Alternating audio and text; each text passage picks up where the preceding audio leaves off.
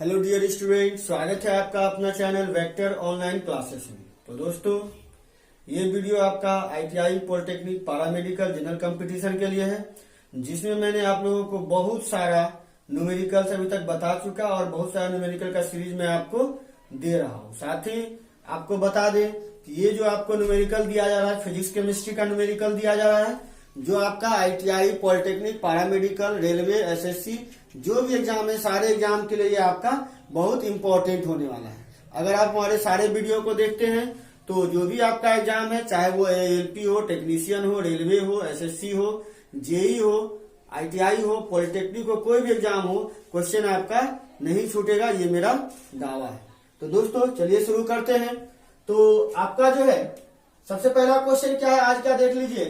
पहला क्वेश्चन है, एक वस्तु को 50 मीटर प्रति सेकेंड के वेग से, कोई वस्तु है जिसको 50 मीटर प्रति सेकेंड के वेग से ऊपर की ओर फेंका जाता है। ठीक है, कोई वस्तु है जिसको हम लोग फेंक रहे हैं। एक नंबर क्वेश्चन देख रहे हैं, कोई वस्तु है जिसको हम लोग ऊपर की तरफ फेंक रहे हैं। कितना वेग से?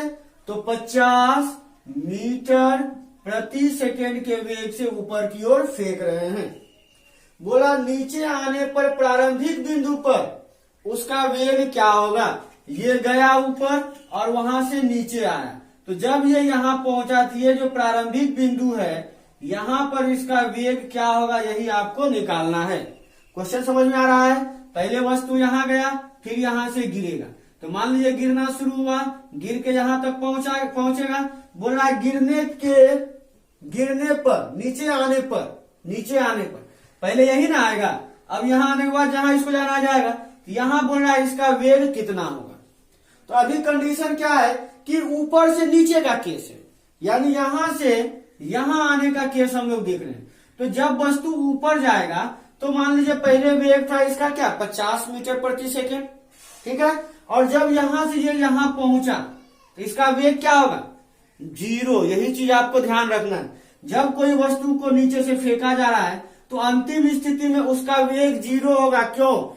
जब तक वेग 0 नहीं होगा, वस्तु आगे जाके नहीं रुकेगा। हम ऐसे फेंके, ये रिटर्न भी आएगा। रिटर्न क्यों आएगा? क्योंकि जब ये ऊपर जा रहा था, तो इसका वेग में कमी आता है। जब वस्तु ऊपर जाता है, तो ऊपर जाने के बाद वेग धीरे धीरे घटता है, और एक समय आता है जब वेग इसका 0 हो जाता है। जब वेग 0 हो जाता है, तो ये आगे नहीं जा पाता है, मतलब वहां जाके रुक जाता है। अब जब वस्तु यहां जाके रुक गया, तो गुरुत्वाकर्षण तो रुकने देगा नहीं। अब क्या करता है, ये फिर से नीचे आना शुरू हो जाता है। तो मतलब जब वस्तु यहां से ऊपर की तरफ गया, तो अंतिम स्थिति में वेग कितना होगा, 0 होगा। और जो अंतिम वेग होगा, अंतिम वेग को हम लोग किससे दिखाते हैं, v से दिखाते हैं। तो v आपका कितना हो गया, 0 हो गया। क्लियर? प्रारंभिक वेग कितना था? प्रारंभिक वेग आपका दिया हुआ था कितना, प्रारंभिक वेग को u से दिखाते हैं, जो आपका दिया है 50 मीटर प्रति सेकेंड। ये 2 क्लियर है आपका। अब याद रखिएगा, जब वस्तु ऊपर फेंका जाएगा या नीचे फेंका जाएगा, तो उस समय आपका त्वरण दिया रहता है, त्वरण। इस त्वरण को लोग जी से दिखाते हैं, इसको गुरुत्वीय त्वरण कहते हैं। याद रखिएगा, गुरुत्वीय त्वरण। जब वस्तु ऊपर जाएगा, तो जी का मान नेगेटिव में होगा, और जब वस्तु नीचे आएगा, तो जी का मान आपका पॉजिटिव होगा। ये आपको ध्यान में रखना है। क्लियर? अभी हम लोग इस केस में देख रहे हैं, जब ये ऊपर जा रहा है, तो यहाँ जी का मान क्या होगा, नेगेटिव होगा। तो नेगेटिव होगा तो जी का मान हम लोग जानते हैं 9.8, लेकिन ऊपर जा रहा है, ये कितना होगा, -9.8 होगा। क्लियर? अब आपका v पता है, u पता है, g पता है। हम लोग जानते हैं v बराबर क्या होता है, u प्लस AT। v बराबर u प्लस AT। बोले यार सर, यहाँ तो नीचे आने का केस पूछ रहा है। तो नीचे आने वाला केस में क्या है, आपको सिर्फ एक आपका गुरुत्वाकर्षण पता है और कुछ आपको पता नहीं है। तो नीचे आने वाला केस से जब आप जाइएगा, तो आपको कुछ नहीं मिल पाएगा। इसलिए आप पहले ऊपर जाने का आपको बहुत सारा चीज पता है। फाइनल इनिशियल वेलोसिटी पता है, प्रारंभिक वेग, अंतिम वेग पता है 0, और आपका क्या पता है, त्वरण पता है। इसलिए इससे आप लोग काम करते हैं। अब क्या देखिए, चूंकि v बराबर क्या होता है, u प्लस AT। ठीक है, देखिए यहाँ से कोई ना कोई डाटा आपको आराम से मिल जाएगा। कौन कौन डाटा मिल रहा है देख लीजिए। v का वैल्यू कितना है, तो v का वैल्यू है आपका 0, तो यहाँ लिख दीजिए 0। u का वैल्यू कितना है, तो u का वैल्यू है आपका 50, तो यहाँ लिख दीजिए 50 प्लस a का वैल्यू कितना है, a की जगह क्या काम करेगा g, और g में भी प्लस या माइनस, यहाँ माइनस काम करेगा, तो माइनस GT हम लोग कर देते हैं माइनस g, और t का मान भी आपको नहीं पता है तो इसको आप छोड़ दीजिए। अगला स्टेप देखिए 0, यहाँ है 50 माइनस g का वैल्यू क्या करेंगे 9.8, बोलिए सर माइनस 9.8 लीजिए, लेकिन माइनस 9.8 लेंगे तो ये प्लस बन जाएगा। यहाँ पर या तो आप फॉर्मूला माइनस कीजिए या वैल्यू में माइनस कीजिए, दोनों में से कोई एक जगह माइनस करेंगे। जैसे यहाँ मान लिया प्लस था, अगर हम यहाँ प्लस यूज करते हैं अब ये माइनस यूज करेंगे, तो इस स्थिति में जब माइनस यूज करेंगे हो जाएगा माइनस 9.8, और t आपको अभी नहीं पता है। क्लियर है यहाँ तक। अब देखिए ये माइनस 9.8 t है ना, इसको अगर बराबर के इस पार लाएंगे क्या हो जाएगा, प्लस में हो जाएगा ना, ये हो जाएगा 9.8 इंटू टी, इधर क्या आ गया 50। यहां तक किसी को दिक्कत नहीं। तो t बराबर कितना आ गया, देखिए t बराबर 50 बटे 9.8, ये हो जाएगा। क्लियर है। यहां से आपका क्या निकल गया, t निकल गया। क्लियर है ना। अब हम लोग क्या करेंगे, इस t को यूज करेंगे। देखिए एक और कंडीशन याद रखिए, जितना समय वस्तु ऊपर जाएगा उतना ही समय में वो नीचे भी आएगा। क्लियर है। जितना देर में वस्तु ऊपर गया उतना ही समय में वो नीचे भी आएगा। तो यहाँ अगर मान लीजिए आपको t मिला, तो t क्या मिला, यहां से यहां तक जाने का समय, तो फिर यहां से यहां तक आने में इसको कितना समय लगेगा, सेम टाइम लगेगा। ठीक है। अब आपको पता क्या हो गया, अब दूसरा केस में लिखिए। अब देख लीजिए, अब t हो गया आपका कितना 50 बटे 9.8, ये हो गया आपके पास t। जब वस्तु गिर रहा है तो g का वैल्यू अब क्या होगा, अब पॉजिटिव होगा। तो पॉजिटिव हो या नेगेटिव, लेकिन वैल्यू कितना होगा 9.8। तो गिरने का केस में भी g 9.8, ऊपर जाने में भी 9.8, क्योंकि ये एक फिक्स वैल्यू है। क्लियर। अब जब वस्तु यहां आया तो वेग हमको नहीं पता, ये आपको निकालना होगा कितना हुआ अंतिम वेग। और जब प्रारंभिक वेग, क्योंकि यहां से जाके यहाँ वस्तु रुक गया था फिर गिरना शुरू हुआ, तो जिस समय रुका तो 0, यानी आते समय प्रारंभिक क्या होगा 0, तो प्रारंभिक वेग u का मान कितना होगा 0। अब आपके पास क्या हो गया, u 0 हो गया। v आपको निकालना है, g का वैल्यू 9.8 है और t का वैल्यू कितना है, इतना आपको दिया गया है। ठीक है। तो क्या बोला था, देखिए इसका वेग क्या होगा, v निकालना। अब देखिए वही फॉर्मूला, चूंकि v बराबर क्या होता है u प्लस at, चूंकि यहाँ ऊपर या नीचे का केस है तो a की जगह क्या यूज करेंगे, g यूज करेंगे। a की जगह क्या यूज करेंगे, g। अब देखिए v का वैल्यू आपको निकालना है, u का वैल्यू 0 है, प्लस g का वैल्यू कितना है 9.8 है, और t का वैल्यू आप निकाले हुए, कितना निकाले t का वैल्यू 50 बटे 9.8। क्लियर है। ये 9.8 क्लियर, ये 9.8 क्लियर। तो v का वैल्यू क्या हो गया 50, और वेग है, वेग का यूनिट क्या होता है मीटर प्रति सेकेंड, तो कितना हो गया 50 मीटर प्रति सेकेंड। क्लियर। अगर किसी को किसी तरह का दिक्कत हो रहा है तो आप कमेंट बॉक्स में जाकर के अपनी दिक्कत, अपना प्रॉब्लम लिख दीजिएगा। जब मैं बॉक्स में देखूंगा कि आपका क्या प्रॉब्लम है तो उसका सॉल्यूशन मैं अगले ही वीडियो में प्रोवाइड कर दूंगा। ठीक है।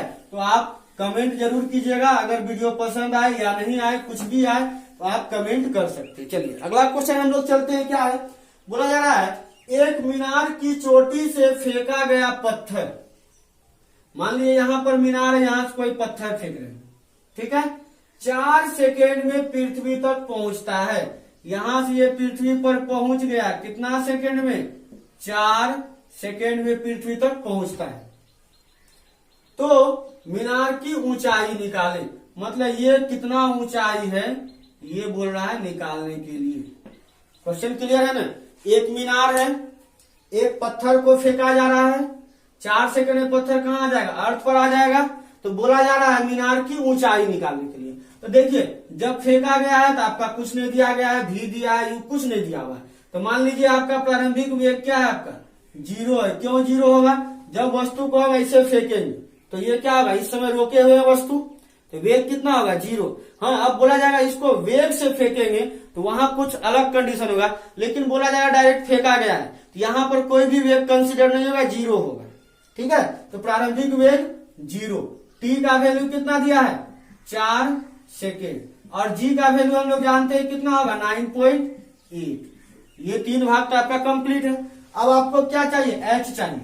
ठीक है, हम लोग जानते हैं चूंकि एस बराबर UT plus half eighty square, ये जनरल फॉर्मूला है। लेकिन जब वस्तु ऊपर फेंका जाए या नीचे फेंका जाए, ये फॉर्मूला एस जो होता है ये एस, ये एच में बदल जाता है। एच यूटी आपका रहेगा प्लस हाफ, ए के जगह जी हो जाता है, तो h equal to u t plus half g t square. Clear है। अब जब वस्तु ऊपर जाएगा तो u t minus half g t square, और ऊपर से नीचे आ जाएगा तो u t plus half g t square से बनेगा। क्लियर है यहाँ तक। चलिए हम लोग सॉल्यूशन करते हैं। एच तो आपको निकालना ही है, एच को छोड़ दीजिए। यू का वैल्यू आपका 0 है तो 0 गुना टी, कोई फर्क नहीं पड़ेगा। हाफ जी का वैल्यू कितना होता है 9.8 लिख दीजिए, और टी का वैल्यू देखिए 4 सेकेंड दिया हुआ है, तो 4 गुना 4, क्योंकि क्या है टी स्क्वायर है। अब 2 से जब आप कटाइएगा तो 2 से कितना बार कटेगा 2 बार में, तो एच आपका निकल गया। देखिए ये वैल्यू तो 0 हो गया, प्लस 9.8 इधर 4 दूनी 8, तो 9.8 गुना 8, तो एच का वैल्यू कितना निकल गया 80 80 64 के 4 हासिल 6, 8 9 72, और 72 6 कितना होगा 78.1 अंक के बाद 78.4, और चूंकि ऊंचाई है इसका यूनिट क्या होगा मीटर में होगा। क्लियर, किसी को दिक्कत नहीं। मैं एक बार फिर रिपीट कर रहा हूं, अगर किसी को किसी भी प्रकार का प्रॉब्लम होगा तो कमेंट बॉक्स में आप कमेंट कर दीजिएगा, मैं अगले वीडियो में उसका सॉल्यूशन करवा दूंगा। क्लियर। चलिए चलते हैं तीसरे क्वेश्चन की ओर। तो तीसरा क्वेश्चन क्या बोला है, देखिए बोला जा रहा है एक ऊंची इमारत के शीर्ष से एक गेंद 9.8 मीटर प्रति सेकेंड स्क्वायर के समान त्वरण से गिराई जाती है, तो 3 सेकेंड के पश्चात इसका वेग कितना होगा। एकदम सेम क्वेश्चन है आपका, जो इससे पहले एक फर्स्ट क्वेश्चन बनाए थे वो। तो अभी क्या बोला है, इमारत से एक गेंद को 9.8 मीटर प्रति सेकेंड स्क्वायर के समान त्वरण, मतलब ए का मान, और जब ऊपर या नीचे का केस में ए को क्या लिखते हैं जी लिखते हैं। ये जी दिया है कितना 9.8, नहीं भी रहता तब भी कोई फर्क नहीं पड़ा, लेकिन दिया है तो कोई दिक्कत नहीं। ठीक है, ये दिया हुआ है। अभी आपका क्वेश्चन नंबर 3 चल रहा है। अब बोला जा रहा है 3 सेकेंड के बाद उसका वेग कितना होगा। टी का मान कितना दिया है 3 सेकेंड, बोला उसका वेग कितना होगा, मतलब अंतिम वेग निकालना है। तो पहले कुछ ना कुछ वेग है, इसको गिराएंगे और थोड़ा देर के बाद वेग क्या होगा, ये प्रारंभिक वेग जब रोके हुए थे, तो जब रोके हुए हैं तो वेग कितना होगा 0, यानी प्रारंभिक वेग 0, और 3 सेकेंड के बाद कोई ना कोई तो वेग रहेगा, तो वही आपको क्या करना है निकालना है। क्लियर। अब वही पर लगाए, चूंकि v बराबर क्या होता है u प्लस AT। ठीक है, v आपको निकालना है, u आपको 0 दिया हुआ है, a के जगह g काम करेगा तो gt, तो ये हो गया 0 प्लस g का वैल्यू कितना है 9.8, और t का वैल्यू कितना है 3, तो ये कितना हो गया v इक्वल टू 8 24 के 4 हासिल 2 9 27 और 2 29, एक अंक के बाद ये कितना हो गया v का वैल्यू हो गया 29.4। ठीक है, 8 24 के 4 हासिल 2 और 9 27 और 2 29। ठीक है, तो 24.4 मीटर प्रति सेकेंड, ये हो गया आपका तीसरा नंबर क्वेश्चन। क्लियर। चलते हैं अगले क्वेश्चन की ओर, जो आपका 4 नंबर क्वेश्चन है। क्या बोल रहा है देखिए 4 नंबर क्वेश्चन। तो बोला जा रहा है, ध्यान से देखिएगा, 5 केजी द्रव्यमान वाली बंदूक से, अब क्या करेंगे फायरिंग करेंगे। बोला जा रहा है 5 केजी द्रव्यमान वाली बंदूक से 10 के पावर -2 केजी की गोली 500 मीटर प्रति सेकंड की गति से फायर की जाती है। ठीक है, गोली की गतिज ऊर्जा एवं बंदूक की गतिज ऊर्जा का अनुपात निकालें। पहले गोली की गतिज ऊर्जा, बाद में बंदूक की गतिज ऊर्जा निकाल के दोनों का क्या करेंगे अनुपात निकाल देंगे। क्लियर। अब एक कॉन्सेप्ट सुनिए, जब हम लोग फायरिंग का केस आएगा कि फायरिंग किया जाता है, तो फायरिंग का मतलब क्या होता है ट्रिगर दबाना, मतलब यहां जब हम लोग खींचते हैं ये नीचे वाला ऐसे दबाते हैं, यहां से ट्रिगर इस तरह से होता है, जैसे मान लीजिए हम ऐसे खींचे तो एकदम इस तरह से ऐसे करके हुआ, यानी कि ये खींचे और यहां से ट्रिगर हुआ, ऐसे ट्रिगर हुआ। ठीक है, तो ये इस पर बल लगाया, जितना बल ये लगाता है बंदूक गोली के ऊपर, यानी घोड़ा के, जो हम बोलते हैं ना घोड़ा दबाना, तो घोड़ा दबाने पर जितना बल गोली के ऊपर लगाया जाता है उतना ही बल बंदूक जो है हमारे ऊपर लगाता है, पीछे की तरफ लगाता है। ठीक है, तो कहने का मतलब क्या होता है कि दोनों स्थिति में बल क्या होता है, सेम, जितना बल लगाएंगे उतना ही बल से पीछे धकेला जाएगा। ठीक है, तो यहां पर हम लोग क्या लिखेंगे, यानी कि कहा जाए तो वेग सेम रहता है, जितना वेग से बंदूक गया उतना ही वेग से आपका क्या है, गोली भी जाता है, लेकिन उतना ही वेग से तो पीछे क्यों नहीं जाता, क्योंकि हम लोग के द्वारा ज्यादा फोर्स लगाया जाता है, थोड़ा सा हम लोग रोक लेते हैं, गोली हल्का होता है, वो क्या होता है, दूर चला जाता है। तो यहां पर क्या है, देखिए पहले आपका क्या लिखेंगे, बंदूक का द्रव्यमान कितना दिया है, मान लेते हैं इसको M1 मान लेते हैं, ये कितना दिया है, तो दिया है 5 kg, ये हो गया 5 kg। ठीक है, गोली का द्रव्यमान बात करें, ये मान लेते हैं M2, ये कितना दिया है 10 पे पावर -2 kg, और इसको क्या लिखेंगे 1/100, -2 का मतलब नीचे आगे क्या आ गया 10 पे पावर, देखिए ऊपर -2, नीचे आगे क्या आ गया +2, इसका मतलब क्या 1/100, 1/100 मतलब क्या 0.01 kg। क्लियर है। अब क्या बोला जा रहा है 500 मीटर प्रति सेकंड, हम क्या बोले, दोनों का वेग क्या होगा, कॉमन होगा, जितना वेग से बंदूक गोली जाएगा उतना ही वेग से बंदूक ही पीछे घसकेगा, इसका मतलब वेग कॉमन है, ये कितना होगा 500 मीटर प्रति सेकंड। क्लियर। अब बोला जा रहा है गोली की गतिज ऊर्जा, हम लोग लिखेंगे गोली की गतिज ऊर्जा और बंदूक की गतिज ऊर्जा का अनुपात, तो नीचे क्या लिखेंगे, बंदूक की गतिज ऊर्जा, यही दोनों का अनुपात चाहिए आपको। तो देखिए यहां क्या होगा, हाफ mv, पहले क्या है गोली है ना, तो हाफ m, गोली का द्रव्यमान कितना m1, और v1 का स्क्वायर हाफ m2 v2 का स्क्वायर। क्लियर। यहां देखिए हाफ हाफ कैंसिल हो गया, m1/m2, m1 का मान कितना है, सॉरी पहले गोली का दिया हुआ, ठीक है, तो गोली का देख लीजिए, गोली का द्रव्यमान को m2 से दिखा रहे हैं, तो क्या हो जाएगा हाफ m2 v2 का स्क्वायर हाफ m1 v1 का स्क्वायर, हाफ कैंसिल हो गया, m2 का वैल्यू कितना है 0.01, और m1 का वैल्यू कितना है 5, गुना दोनों का भी तो समान होगा आपका, क्योंकि अभी हम क्या बोले दोनों का वेग क्या होगा एक समान होगा, तो ये कैंसिल हो गया, ये कितना हो गया पॉइंट उड़ा दिए, क्या हो गया 2 0, अनुपात कितना हो गया, अनुपात हो गया आपका 1:500। क्लियर। तो दोनों के गतिज ऊर्जा का अनुपात कितना हो गया, हम लोग ऐसे लिख सकते हैं काइनेटिक एनर्जी 1 बटे काइनेटिक एनर्जी 2, दोनों का अनुपात कितना हो गया 1:500 हो गया। क्लियर। चलते हम लोग 5वां नंबर क्वेश्चन में, क्या बोला है 5 नंबर क्वेश्चन देखिएगा,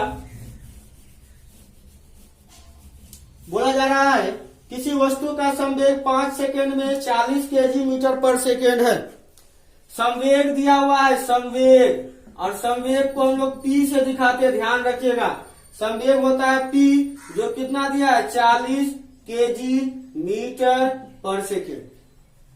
अब क्या बोला है किसी वस्तु का संवेग 5 सेकेंड है, मतलब समय भी दिया है, t का मान कितना दिया है 5 सेकेंड दिया हुआ है, के लिए कितना बल लगाना पड़ेगा, F कितना लगेगा ये आपको निकालना है। सबसे पहले संवेग आप जान लीजिए, संवेग जो होता है वो होता है द्रव्यमान गुना वेग, याद रखिएगा संवेग क्या होता है द्रव्यमान गुना वेग, यानी कि द्रव्यमान और वेग के गुणनफल को हम लोग क्या बोलते हैं संवेग बोलते हैं, ये ध्यान में रखिएगा। अब यूनिट की बात करें, हालांकि यूनिट आपका ऊपर दिया हुआ लेकिन फिर भी देख लेते हैं हम लोग, तो द्रव्यमान के लिए क्या लिखेंगे केजी, और वेग के लिए क्या होता है मीटर प्रति सेकेंड, तो क्या हो गया केजी मीटर प्रति सेकेंड, यही यूनिट जो आपका यहाँ दिया गया है। ठीक है। अब बीमीय सूत्र की बात करें, क्या होगा देख लीजिए। बीमीय सूत्र तो द्रव्यमान के लिए लिखते हैं m, यहाँ m क्या है लंबाई, इसके लिए l, और सेकेंड क्या है समय, इसके लिए t। ये क्या हो गया mL_t-1। इस तरह से इसका यूनिट और बीमीय सूत्र हम लोग निकाल सकते हैं। अब चलते हैं हम लोग क्वेश्चन पर। तो क्वेश्चन क्या बोल रहा है, बोला जा रहा है बल निकालने के लिए बल कितना होगा। तो हम लोग अभी देख रहे हैं क्या, संवेग को P से दिखाते हैं, द्रव्यमान को M से, और इसको हम लोग क्या दिखाते हैं V से दिखाते हैं। अब हमको चाहिए बल, क्या चाहिए हमको बल। तो क्या करेंगे, बल बराबर क्या होता है, द्रव्यमान गुना त्वरण होता है ना। बल बराबर क्या होता है ma, याद रखिए द्रव्यमान गुना त्वरण। और a क्या होता है, त्वरण क्या होता है वेलोसिटी बटे टाइम को हम लोग क्या बोलते हैं, त्वरण बोलते हैं। ठीक है, हम लोग क्या करेंगे, p बराबर क्या है m इंटू v है ना। चूंकि p बराबर m इंटू v, हम ऊपर नीचे टाइम से मल्टीप्लाई कर देते हैं। जब इसको हम टाइम से मल्टीप्लाई कर देंगे, ये क्या आ गया देखिए, m है, ये v के नीचे t लेके आ गए, तो v बाई टी, और क्या बच गया, t बच गया अलग से। देखिए मास लिख दिए, यहाँ v है, ये t को इधर लेके आ गए, v बटे टी, और एक t बचा हुआ। ये कहां से आया था, हम एक्स्ट्रा लिए हुए, याद रखिए ये एक्स्ट्रा लिए हुए। इसका कोई जो बोलिए सर ये कहां से आ गया बताइए, ये एक्स्ट्रा t बाई टी जब लेंगे कटेगा तो कुछ नहीं, लिख सकते हैं ऐसा चीज, हम ये यूज किए। ठीक है, अब देखिए v बटे टी को क्या बोलते हैं, a बोलते हैं ना। तो इसीलिए t बराबर क्या हो गया m इंटू v बटे टी को a बोलते हैं, और लास्ट में क्या है t। तो देखिए ma, और ma को क्या बोलते हैं, f बोलते हैं। ये हो गया f इंटू टी। तो आपके पास t बराबर क्या हो गया, f इंटू टी। ये आपका फॉर्मूला हो गया। अब आपको क्या चाहिए, f चाहिए ना। तो अब लिखिए आप,